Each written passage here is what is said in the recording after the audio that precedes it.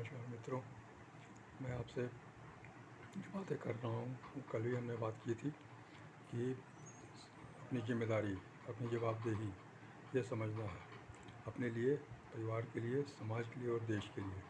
अब वो समय नहीं रहा कि हम जिम्मेदारी से भागें। आज ऐसी स्थिति आ गई है, ऐसी विस्फोटक स्थिति आ गई है कि अब हमें अपनी जिम्मेदारी को निभाना ही पड़ेगा। बहुत सारे लापरवाहियाँ हमने की हैं, बहुत सारी अनदेखी हमने की है, ओवरलुक किया है आवश्यक चीज़ों के बारे में हमने बहुत सारी लापरवाहियाँ की हैं। उसका खामियाजा हमको आज भुगतना पड़ रहा है। आज 21वीं शताब्दी में हमें बहुत बड़े बड़े प्राइस चुकाने पड़ रहे हैं, बहुत बड़ी बड़ी चीज़ें करनी पड़ रही हैं, बहुत बड़े बड़े नेगेटिव चीज़ों को देखना पड़ रहा है, आज बहुत बड़ी बड़ी चीज़ों को झेलना पड़ रहा है।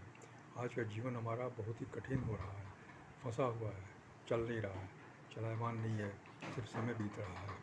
पहले हमारा जीवन थोड़ा चल ही रहा था, लेकिन आज 21वीं शताब्दी में ये पूरी तरह से बैठ गया है, पूरी तरह से जीवन चक्र जो है बैठ गया है। वो हम बिल्कुल जीवन चल नहीं रहा है, इसीलिए हम आज एक दूसरे से दूर होते जा रहे हैं, एक दूसरे के संबंध टूटते जा रहे हैं। माँ बाप के संबंध, बच्चों के संबंध, परिवार के संबंध, पड़ोसियों के संबंध, सबके संबंध टूटते जा रहे हैं। सबसे वैमनस्य हो रहा है, सबके विचारों में बहुत इतना बड़ा अंतर आ रहा है कि उसका सामंजस्य बैठाना बहुत मुश्किल हो रहा है। संपत्ति का विवाद हो रहा है, हर घर में संपत्ति का विवाद हो रहा है। बच्चे भी माँ बाप से संपत्ति का विवाद करते हैं, बाकी लोग भी, भाई लोग भी करते हैं, बाकी परिवार के सदस्य भी करते हैं। इनको आज तक अपनी संपत्ति दिख नहीं रही थी, वो आज संपत्ति दिखने लगी। आज वो उस छोड़े हुए संपत्ति पर जाते हैं, अपना हक जमाते जाते हैं और वहाँ झगड़े करते हैं। वहाँ जो आदमी बैठ के उस संपत्ति को संरक्षित किए हुए है, उससे झगड़े करते हैं, वो भी झगड़े करता है। वो भी ये नहीं समझता कि हाँ, ये हमारे परिवार के सदस्य हैं, इन्हें इनका हिस्सा मिलना चाहिए, इनको शेयर देना है। ये नहीं सोचता है, बल्कि वो सोचता है कि हमारा एकाधिकार है और हम अपने हिसाब से काम करेंगे। ये सब सोच की इतनी संक्रमण चल रहा है, कई तरह के संक्रमण चल रहे हैं, सोच की इतनी गिरावट चल रही है कि आज समाज में रहना मुश्किल हो गया। आज हम लोग समाज को समाज नहीं समझ रहे हैं, एक यातना गृह समझ रहे हैं, परिवार को परिवार को नहीं समझ रहे हैं, बल्कि एक यातना गृह समझ रहे हैं, एक कंसंट्रेशन कैंप समझ रहे हैं। सबको तकलीफ़ हो रही है, सबको कष्ट हो रहा है, सब यातना से झेल रहे हैं। सारी सुविधाओं के होते हुए, सारे सुख सुविधा के होते हुए भी आज हम ऐसा लगता है कि यातना हम झेल रहे हैं। अगर बहू की बात की जाए तो बहू भी यातना झेल रही है, सास की बात की जाए सास भी यातना झेल रही है, भाई भाई के साथ यातना झेल रहा है, माँ बाप आपस में यातना झेल रहे हैं, बच्चे माँ बाप के साथ यातना झेल रहे हैं। क्योंकि हमने बहुत बड़ी लापरवाहियाँ की हैं। हमने अपनी शिक्षा को शिक्षा नहीं रहने दिया, हमने गलत शिक्षा का अनुसरण किया है, हमने कमाने खाने वाली शिक्षा का अनुसरण किया है। हमारी ट्रेनिंग, शिक्षा, जो भी संस्कार हमको मिले वो भौतिक युग के मिले, इस इंडस्ट्रियल एज के मिले। सिर्फ कमाने खाने की शिक्षा मिली और इसके अलावा कुछ भी नहीं मिला। जो हमारी पुरानी गुरुकुल की शिक्षा प्रणाली थी, उसमें ये सब चीज़ें सिखाई जाती थी, मानवीय मूल्य, जीवन के मूल्य, ईमानदारी, सच्चाई, कमिटमेंट, लॉयल्टी, संबंध, स्वास्थ्य, पैसा, सबकी समझ दी जाती थी, सबके बारे में सिखाया जाता था, बताया जाता था। एक व्यक्तित्व विकसित होता था वहाँ पर बच्चों का, और 18-20 साल तक व्यक्तित्व विकसित करने के बाद वो जब वापस आते थे, जब गृहस्थ जीवन में एंट्री करते थे, तो वहाँ से उनका जीवन बहुत ही सुखमय, खुशहाल बनता था। गांव में ही रह करके वो सारा काम करते थे और पूर्ण रूप से उनका जीवन एक इकाई के रूप में विकसित होता था। यह हम लोग की पुरानी व्यवस्था थी, लेकिन अंग्रेज़ों ने आकर के उसको तोड़ा, विदेशियों ने आकर उसको तोड़ा, विध्वंस किया और अपने हिसाब से उन्होंने एक ऐसी शिक्षा प्रणाली दे दी जो बहुत ही हमारे लिए विध्वंसकारी सिद्ध हो रही है। हमने उसको बिना सोचे समझे अंगीकार कर लिया, उनके जाने के बाद भी हमने उसको अंगीकार कर रखा, उसको हटाया नहीं। हमने हम पुरानी शिक्षा प्रणाली को लागू नहीं कर पाए, हमने सिर्फ आसानी देखी और इसी में हमको लगा सुविधा कि बस लोगों के पॉकेट में पैसा जाना चाहिए, लोगों के पेट में खाना रहना चाहिए और हमारा काम होना चाहिए। बस यही सोच के हमने इस शिक्षा प्रणाली को लगा दिया। हमने ये कभी नहीं सोचा कि समाज का निर्माण, देश का निर्माण इंसान से होता है और इंसान का निर्माण उसकी सोच से होता है। तो उसकी सोच को हम जब तक बेहतर नहीं बनाएंगे तब तक इंसान अच्छा नहीं बनेगा और देश और समाज भी अच्छा नहीं बनेगा। इसलिए हमें सोच पर काम करना चाहिए था सोच को मजबूत बनाना चाहिए था, सोच को बेहतर बनाना चाहिए था, उसके अनुसार शिक्षा प्रणाली हमको लागू करनी थी, लेकिन हमने ऐसा नहीं किया। इसके लिए हमारी चाहे स्वार्थपरता जिम्मेदार हो, चाहे संकीर्ण भावना भी जिम्मेदार हो, जो भी जिम्मेदार हो, लेकिन हम उसके आज भुक्तभोगी हैं, बहुत बड़े भुक्तभोगी हैं।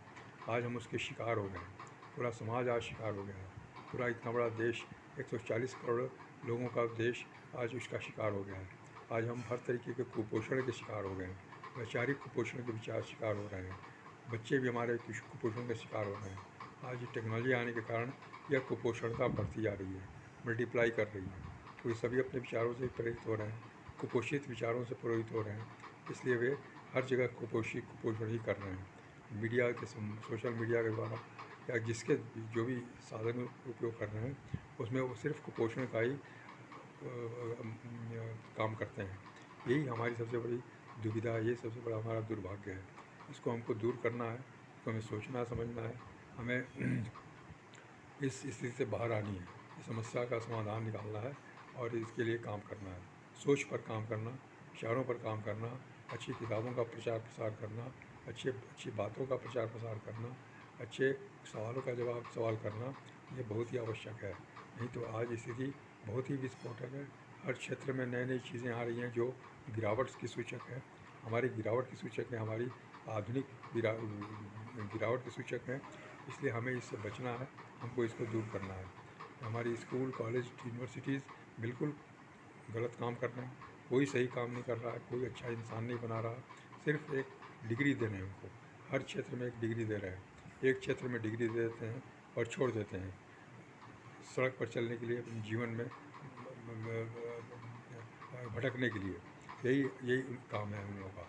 अगर 90% नंबर लाने वाला विद्यार्थी भी, 95% नंबर लाने वाला विद्यार्थी भी आज वो असहाय है, असमर्थ है और वो लाचार है। आज वो किसी के सामने हाथ पसारता है, कोई उसको रिजेक्ट करता है तो वो बहुत मन महसूसता है, बहुत अपमानित महसूस करता है और वो फिर वहाँ से चला जाता है।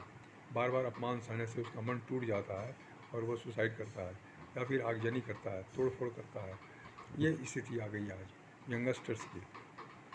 नौकरी मिल भी जाती है तो भी संघर्ष चलता रहता है, क्योंकि पैसे की समझ तो हमारे अंदर है नहीं।